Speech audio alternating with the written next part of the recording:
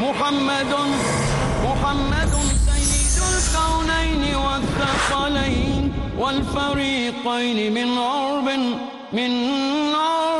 ومن عجم هو الحبيب الذي ترجى شفاعته هو الحبيب. السلام علیکم ورحمۃ اللہ وبرکاتہ. الحمد للہ رب العالمین وصلی اللہ وسلم علی نبینا محمد وعلی آلہ وصحبہ اجمعین ومن تبعہ باحسان الی یوم الدین، اما بعد. محترم ناظرین، اللہ کے رسول صلی اللہ علیہ وسلم کو اللہ تعالیٰ نے اسوہ اور نمونہ بنا کر بھیجا. آپ تمام دنیا کے لیے اسوہ ہیں، تمام چیزوں میں اسوہ ہیں. اسوے کا مطلب یہ نہیں ہے کہ صرف نماز، روزہ اور طہارت کے مسائل میں ہم آپ کو قبول کریں اور باقی چیزوں میں گویا کہ ہم آزاد ہیں. ایک مسلمان پابند ہے رسول اللہ صلی اللہ علیہ وسلم کی تعلیمات پر عمل کرنے کا، چاہے وہ نماز روزے کے مسائل ہوں، عدلیہ کے مسائل ہوں، سیاست کے مسائل ہوں، کاروبار، لین دین وغیرہ کے مسائل ہوں. ہر جگہ ہم پابند ہیں کہ رسول اللہ صلی اللہ علیہ وسلم کے طریقے کے مطابق زندگی بسر کریں. دین وہ ہے جو قرآن مجید میں محفوظ ہے، اور دین وہ ہے جو رسول اکرم صلی اللہ علیہ وسلم کی سنت میں محفوظ ہے. اختیار کرنے کا ہمیں حق نہیں دیا گیا. جو کچھ چیز جیسے بتائی گئی اسی کے مطابق اور اسی طرح سے عمل کرنے کے ہم سب پابند ہیں. ہم بلوغ المرام جو حدیث کی بہت ہی مشہور کتاب ہے، جسے علامہ ابن حجر عسقلانی رحمۃ اللہ علیہ نے بڑی محنت اور جانفشانی کے ساتھ مرتب کیا، اس کے مختلف ابواب اور ہر باب میں پائی جانے والی احادیث، اس کی تعلیمات اور اس کا خلاصہ آپ کی خدمت میں پیش کرتے چلے آ رہے ہیں، تاکہ اس کے ذریعے سے ہم جائزہ لیں اپنے اعمال کا، بہتر بنائیں روز مرہ کی زندگی. اس لیے یہ صرف انفارمیشن کی بات نہیں ہے کہ ہم معلومات کا ذخیرہ اکٹھا کرنے کے لیے حدیث پڑھیں، بلکہ حدیث کا مطالعہ کیجئے تاکہ ہم اپنے عمل کو مزین کر سکیں. اور عمل اللہ کی نظر میں مزین وہی ہوگا جو قرآن و سنت کے میزان میں پورا اترنے والا ہوگا. گزشتہ ہم نے قضاء اور عدل کے حوالے سے کچھ باتیں بتائی تھیں. قضاء اور عدل ایک بہت بڑی ذمہ داری ہے. جوڈیشری اور اس سے متعلقہ لوگ، اسلامی شریعت میں اس کا بہت اونچا مقام رکھا گیا. لیکن جیسے حدیث میں بتایا گیا، 3 قسم کے جج ہوتے ہیں، 2 جہنم کے مستحق ہوں گے اور 1 جنت کا. ایک وہ شخص جو حق کو پہچاننے میں کوشش کی اور حق کے مطابق اس نے فیصلہ کیا، وہ جنتی ہوگا، یعنی اس کے لیے یہ پیشہ قابل مبارکباد ہے. اس کے مقابلے میں ایک اور شخص جس نے حق کو پہچانا مگر فیصلہ اس کے برعکس کیا، اسے معلوم تھا کہ حق کیا ہے، فیصلہ کرنے میں اس نے کوتاہی کی، وہ جہنم کا مستحق ہوگا. اسی طرح ایک تیسرا شخص ہے جو حق کو جاننے کی بھی اس نے کوشش نہیں کی اور فیصلہ بھی اس نے غلط کیا، تو وہ جہنم میں جائے گا. اب سننے والے ہمارے معززین جو دنیا بھر میں، انہیں یہ سوچنا چاہیے کہ جو خاص طور پر اس پیشے سے متعلق ہیں، جوڈیشری کے ساتھ، عدلیہ کے ساتھ، تو ان کو یہ چیک کرنا چاہیے کہ ان کا شمار کس طرح سے اور کس کیٹیگری میں ہوتا ہے، اور وہ قیامت کے دن اللہ تعالیٰ کے پاس کس طرح سے پیش ہو سکیں گے. اسی لیے بہت زیادہ بڑے بڑے علماء، فقہاء، دانشور اس پیشے کو سنبھالنے سے بہت معذرت کیا کرتے تھے اور وہ جلدی سے آمادہ نہیں ہوتے. امام ابو حنیفہ رحمۃ اللہ علیہ ایک بہت ہی مشہور نام ہے اسلامی تاریخ کا. حضرت امام ابو حنیفہ رحمۃ اللہ علیہ پر یہ عہدہ پیش کیا گیا، جس کو آج کی اصطلاح میں چیف جسٹس کا عہدہ کہتے ہیں، لیکن انہوں نے معذرت کر دی. بہت کوشش کی گئی سمجھانے کی، لیکن پھر بھی وہ آمادہ نہیں ہوئے. تو اس کے برعکس ان پر سختی بھی کی گئی، مگر انہوں نے اس کو قبول نہیں کیا. یہ نہ قبول کرنا کیا تھا؟ یہ ایک بڑی ذمہ داری ہے. اگر اس میں کہیں کوئی کوتاہی ہو گئی تو اللہ تعالیٰ کے پاس بہت سخت باس پرس ہونے والی ہے. تو اپنے آپ کو اس مصیبت میں پھنسائیں کیوں؟ کیونکہ جیسے حدیث میں کہا گیا، اگر کوئی آدمی قاضی بنا دیا گیا تو گویا کہ بغیر چھری کے وہ ذبح کر دیا گیا. یہ اس کے لیے ایک بہت بڑی آزمائش ہوگی. اسی لیے بعض علماء، ائمہ بہت زیادہ صلاحیتوں کے باوجود وہ بچا کرتے تھے. اور جو لوگ اس عہدے کی نزاکت سے واقف نہیں ہیں وہ رشوت دے کر یہ حاصل کرنا چاہتے ہیں، کیونکہ ان کے سامنے دنیا کی چمک دمک ہے اور اس کی عزت ہے، لیکن جو آخرت کی چمک دمک ہے وہ ان کے سامنے نہیں ہوتی، اس لیے وہ جاب کے لیے بھی سفارش، ریکمنڈیشن، رشوت اور غلط طریقے استعمال کرتے ہیں، اور پھر جانے کے بعد بھی غلط طریقے استعمال کرتے ہیں۔ جو لوگ اس پیشے کے ساتھ یا جوڈیشری کے ساتھ وابستہ ہیں، چاہے وہ وکیل ہوں، بیرسٹر ہوں، تو ان کو بھی اچھی طرح سے سمجھنا چاہیے کہ اگر آپ نے یہ اصول بنایا ہر کیس ہم لیں گے، تو گویا آپ نے جہنم کو اپنے ہاتھ سے خود تیار کرنے کا انتظام کر رکھا ہے۔ لیکن اگر آپ یہ سمجھتے ہیں کہ ہم ظالم کو روکیں گے، مظلوم کی مدد کریں گے، تو پھر یہ آپ کے لیے قابل قدر چیز بھی ہو سکتی ہے۔ اسلامی قانون میں جو گواہیوں کا سسٹم ہے اس کے بارے میں ہم نے بتایا کہ ہر گواہی قابل قبول نہیں ہوتی، اس لیے گواہ جب پیش ہو، وٹنس جب آئے، تو اس کا بیک گراؤنڈ چیک کیا جاتا ہے اسلامی شریعت میں، تاکہ وہ کسی پر ظلم اور زیادتی کرنے والا نہ بن سکے۔ رسول اکرم صلی اللہ علیہ وسلم نے قیامت کی جو نشانیاں بتائیں، ان میں سے ایک نشانی جو حدیث کی کتابوں میں درج کی گئی وہ یہ کہ ایسا دور بھی آئے گا، لوگ گواہیاں دینا چاہیں گے مگر ان کی گواہی قبول نہیں کی جائے گی، ریجیکٹ کر دی جائے گی۔ لوگ آگے بڑھ کر خود کو وٹنس کے لیے پیش کریں گے مگر قبول نہیں کیا جائے گا، یعنی گواہی سیل ہونے لگے گی۔ لوگ جو ہے معمولی مفادات کے لیے گواہیاں دینے کی کوشش کریں گے جو قابل قبول کسی بھی صورت میں نہیں ہو سکتا۔ اور اس کے برعکس اگر کوئی آدمی جھوٹی گواہی دے تو اس کے لیے کیا ہے؟ نبی کریم صلی اللہ علیہ وسلم نے اس کو کبیرہ گناہوں میں شمار فرمایا ہے، کبیرہ گناہوں میں، یعنی جس کو ہم کہتے ہیں میجر سن، تو یہ میجر سن ہے کہ آدمی جھوٹی گواہی دے۔ کیوں اس کو میجر گناہ یا کبیرہ گناہ قرار دیا گیا؟ اس کے مختلف اسباب ہیں۔ ان میں سے ایک سبب یہ ہے کہ کوئی گناہ بعض ایسے ہوتے ہیں، گناہ تو غلط ہے ہر صورت میں، لیکن کچھ گناہ کے ایسے اثرات ہوتے ہیں جو آپ کی ذات کے ساتھ ہیں، آپ کا ہی نقصان ہوگا، اتنا ہی اس کا اثر ہے۔ لیکن کچھ ایسی غلطیاں ہیں جس کا نقصان فریق ثانی پر بھی پڑنے والا ہے، کچھ ایسے ہیں جس کا نقصان سماج اور سوسائٹی پر بھی پڑنے والا ہے، تو اسلام نے اس کو زیادہ سیریس لیا اور اس کا جرم بھی زیادہ سخت قرار دیا گیا، کیونکہ آپ کا نقصان آپ کا نہیں ہے بلکہ آپ کی غلط حرکت کئی اور لوگوں کے نقصان کا سبب بننے والی ہے، کئی اور لوگوں کو آپ ڈیمیج کرنے کا سبب بننے والے ہیں۔ جیسے کہا گیا کہ نبی صلی اللہ علیہ وسلم عد شہادت الزور فی اکبر الکبائر، صرف کبیرہ گناہ نہیں، کبیرہ کے اندر بھی بڑے گناہوں میں اس کو شمار کیا گیا کہ جھوٹی گواہی، آپ کو معلوم نہیں ہے، آپ نے دیکھا نہیں ہے، لیکن یہ کہ آپ گواہی کے باکس میں جا کر ٹھہر گئے، یہ شرعی طور پر درست نہیں ہے۔ یا اسی طرح سے آپ کو معلوم ہے کہ واقعہ کیا ہے مگر وہاں جا کر اس کے برعکس آپ گواہی دے رہے ہیں، آپ کو معلوم ہے کہ یہ آدمی ظالم ہے، آپ اس کو مظلوم بنانے کی وہاں پر کوشش کر رہے ہیں، تو یہ جھوٹی گواہی ہے، اور جھوٹی گواہی یہ کبیرہ گناہوں کے اندر شامل کی گئی۔ اسی لیے نبی صلی اللہ علیہ وسلم نے جو ایک بات بتائی اس پر ہر بھائی اور بہن کو غور کرنا چاہیے۔ آپ نے ایک موقع پر ایک آدمی سے جو اسی طرح کی گواہی وغیرہ کا مسئلہ ہو، آپ نے اس سے ایک سوال کیا تھا، ترى الشمس، کیا تم سورج کو دیکھتے ہو چمکتا ہوا؟ یعنی سورج کی طرف پوائنٹ کرتے ہوئے، کیا دیکھ رہے ہو سورج کو؟ اس نے کہا کہ ہاں دیکھ رہا ہوں میں۔ تو آپ نے فرمایا علی مثلھا فاشہد او دع، اگر تم گواہی دینا چاہتے ہو، اتنا کیس واضح ہے تمہارے سامنے، جو حادثہ واقعہ جو بھی بات ہوئی اتنا کلیئر ہے، پھر گواہی دو، اور اگر اتنا کلیئر نہیں ہے خبردار جو گواہی دینے کے لیے آگے بڑھے۔ اس کا مطلب شک و شبے کی بنیاد پر گواہی دینا، ڈاؤٹ کی بنیاد پر گواہی دینا، یہ قابل قبول نہیں رکھا گیا۔ گواہی وہ ہو جو سورج کی طرح روشن ہو، ادنا سا شک بھی پیدا ہو جائے تو جج کے لیے یہ کہا گیا کہ آپ فیصلہ نہ کریں، اس بنیاد پر فیصلہ نہ کریں، کہیں ایسا نہ ہو کہ آپ کسی کے ساتھ ظلم کر بیٹھیں۔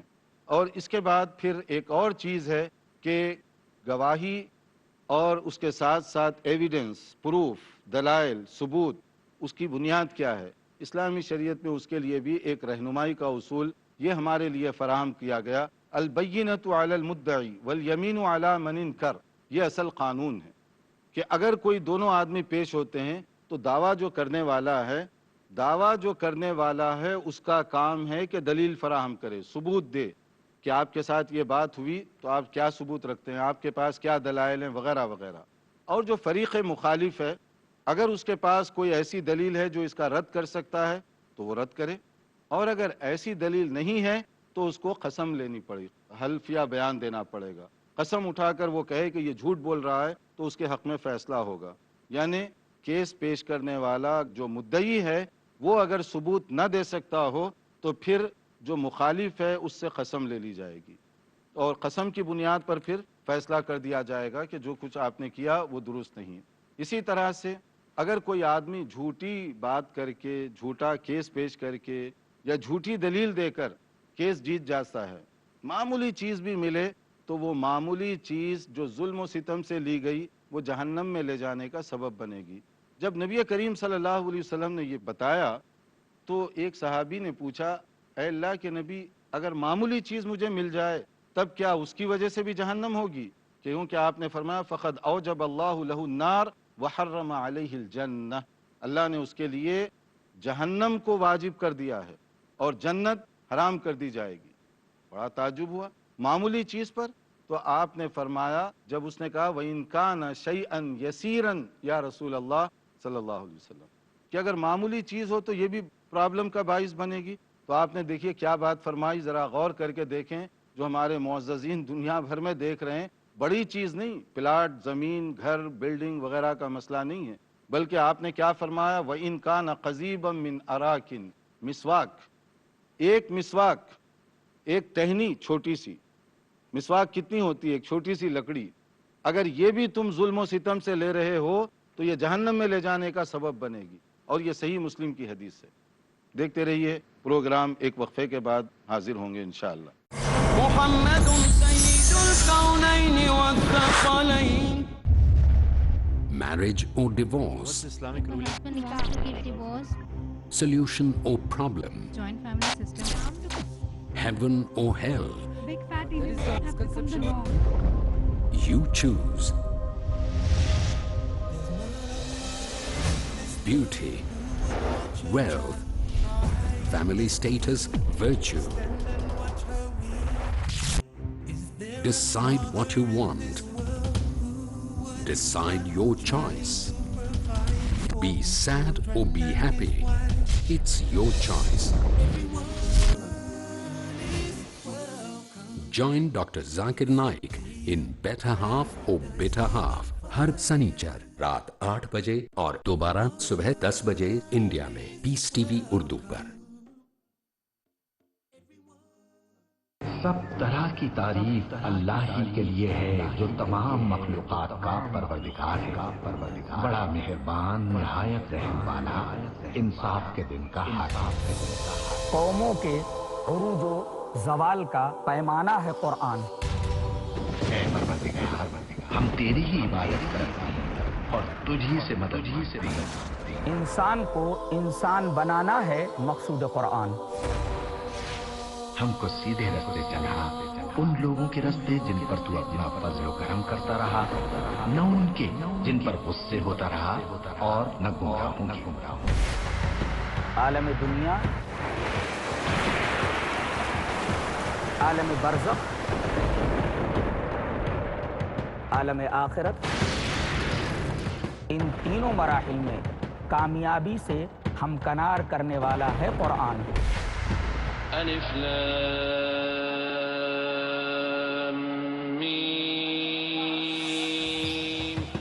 قرآن سے تعلق کیسے قائم کریں یہ جاننے کے لیے دیکھیے ہمارا پروگرام فیضان کتاب و سنت، صرف پیس ٹی وی اردو پر۔ حاصل کیجئے وہ تعلیم جو انسانیت کے لیے ہے باعث ہدایت۔ فیضان کتاب و سنت، اگلا پروگرام پیس ٹی وی اردو پر۔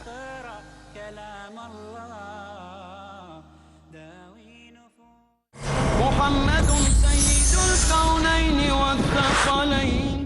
ناظرین، وقفے سے پہلے ہم بتا رہے تھے کہ جو لوگ یہ غلط کام کرتے ہیں ان کو ایک نہیں 1000 بار سوچنا چاہیے کہ اللہ تعالیٰ کے پاس جب ہم جائیں گے تو کیا ہم اللہ کے پاس کیسے جواب دے سکیں گے، اور اگر کوئی آدمی جھوٹی قسم کھاتا ہے اور کیس کو اپنا صحیح ثابت کرنے کے لیے، جیسے بعض لوگ شروع میں بھی قسم کھاتے ہیں، بعد میں بھی کھاتے ہیں، جب بھی ضرورت پیش آ گئی جھوٹی قسم، تو اس کے لیے جو بات کہی گئی لقی اللہ وہو علیہ غضبان، وہ اللہ تعالیٰ سے ایسے ملے گا آخرت کے دن کہ اللہ تعالیٰ اس پر سخت ناراض ہوں گے، کیونکہ اس نے اللہ کے قانون کو توڑا، اس نے شرعی عدالت کا مذاق کیا، اور اس نے کسی کا حق دبایا یا کسی کے ساتھ ظلم اور زیادتی کی۔ یہ ظلم اور زیادتی اس کے لیے باعث رسوائی ہوگی، جہنم میں لے جانے کا اس کے لیے وہ سبب بنے گی۔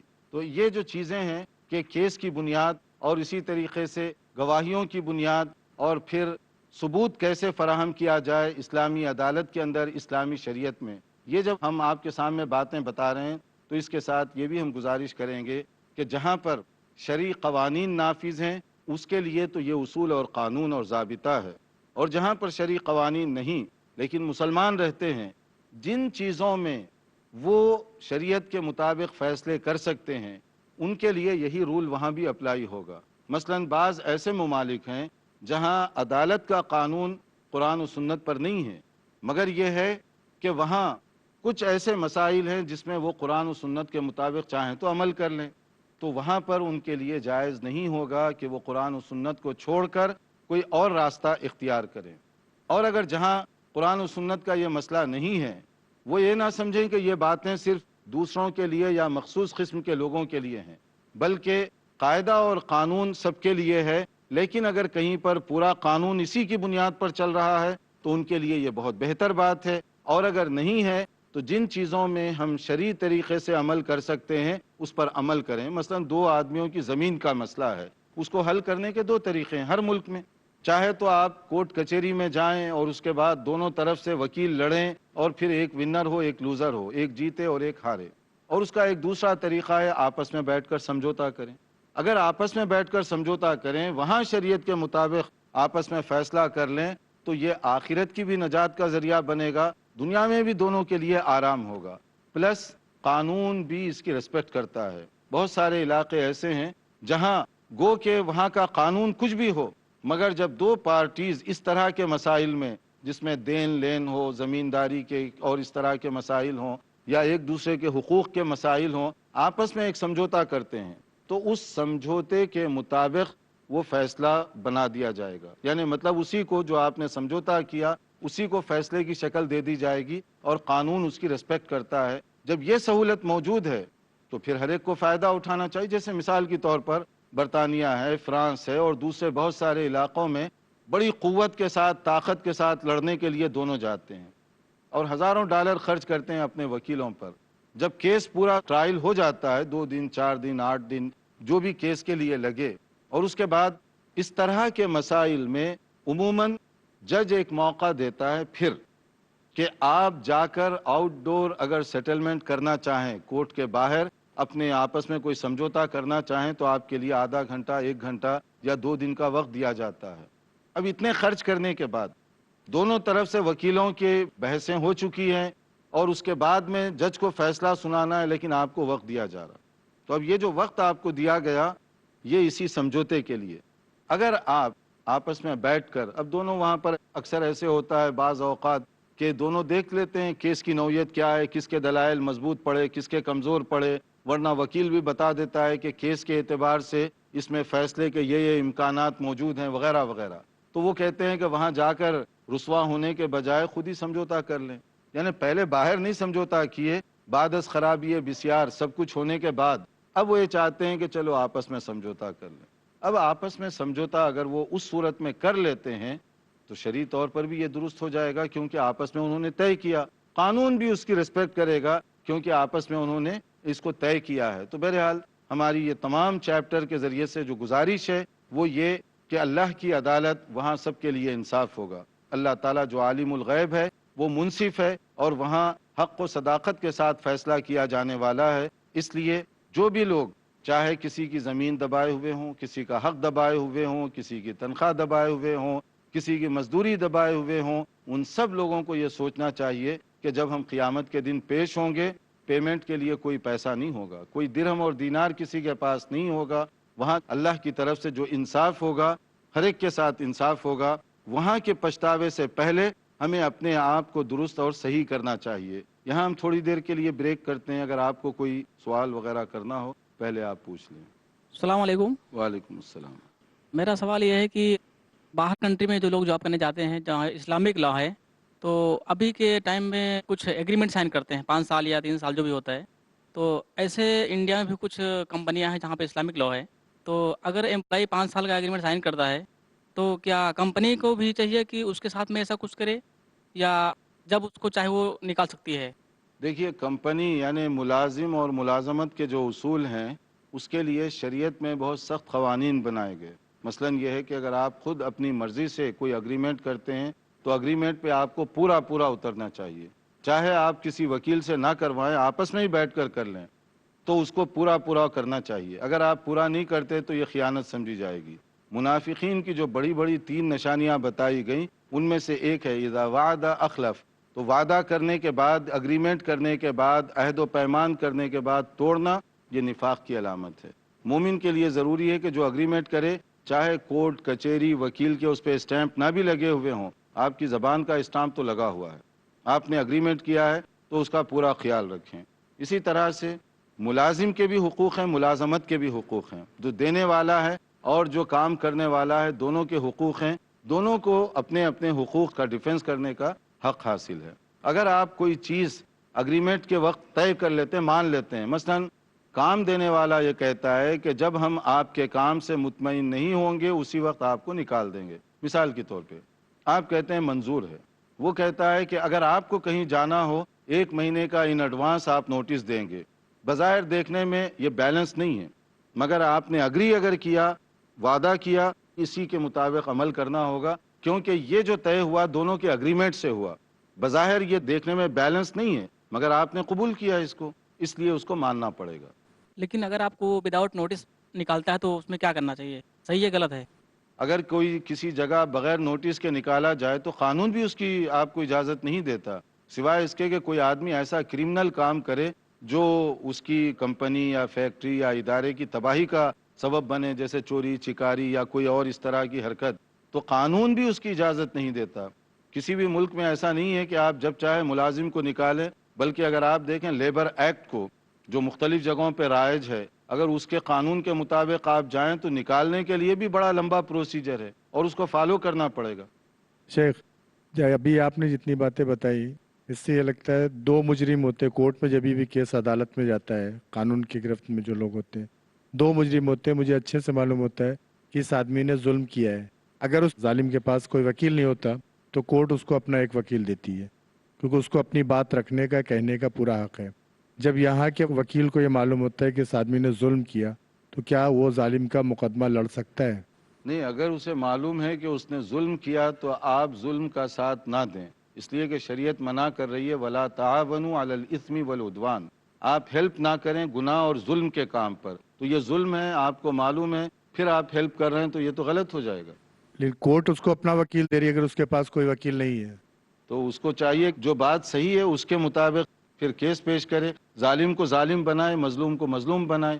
کیونکہ جو کورٹ اس کو وکیل دے، وکیل کو یہ تو نہیں کہا جاتا کہ آپ یہ جو ہے نا اس کو ظالم بنائیں یا مظلوم بنائیں، حق دلائیں، یہ کہا جاتا ہے. وکیل سے کہا جاتا ہے آپ بہت ہی ایمانداری سے اپنا مقدمہ لڑیں. تو ایمانداری کا تقاضا ہے کہ اس نے غلطی کی تو آپ اس کو مجرم ثابت کریں. دلائل کے بنیاد پہ وکیل اپنا کیس جیت جاتا ہے کیونکہ وکیل اپنی ریپوٹیشن ہی خراب کرتا ہے.